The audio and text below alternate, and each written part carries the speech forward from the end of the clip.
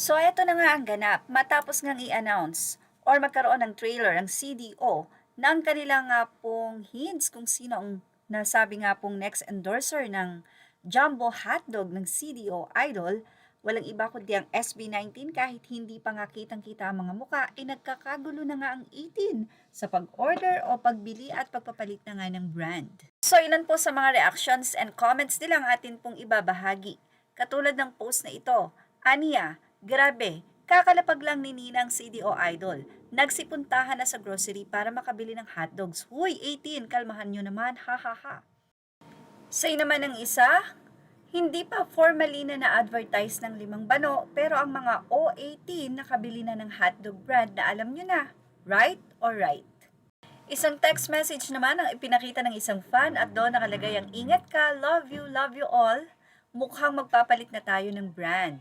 Yan po ay kasalukuyang nag-grocery.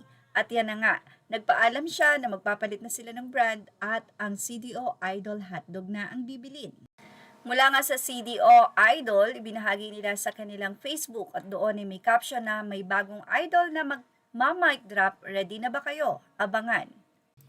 Narito nga po at ibinahagi ng mga 18 ang kanilang pagiging OA or overacting. Ang ilan ay nagpa-deliver na at nag-order na. Ayan, ipinakita pa ang resibo.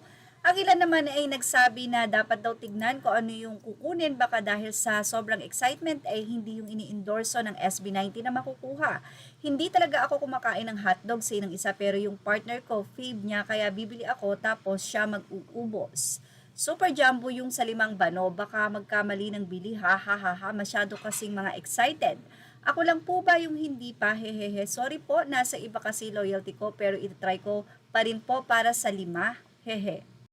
Say naman ng isa, mamaya bibili ako 1 kilo, jumbo hotdog daw ang mga cups ang ini-endorse ng 5 bano, hindi CDO cheese dog sa kabilang bakod po yun, say pa ng isa. Yes, tignan nilang mabuti at baka mali ang madampot nila. At syempre, sabi nga nila, siguradong sigurado daw na tuwang-tuwa ang Pinunong Pablo. Uubusin na lang yung nasa rep brothers sa ipa ng isang fans. May isang batang only supply ng hotdog dahil sa inyo SB, magpapalit kami ng brand. So, yun na nga, gaya ng nauna nating update mo kung magkakaubusan na nga sa supermarket ng CDO Jumbo Hotdog na kung saan ay ipopromote nga po ito at inaantay na ng mga fans ng SB19 ang CDO announcement ng SB19 ang bagong mukha ng Idol Hotdog Jumbo Hotdog. Yan ang ating showbiz top update. Thank you for watching. Images are all credit to the rightful owners. Please like, share, and subscribe.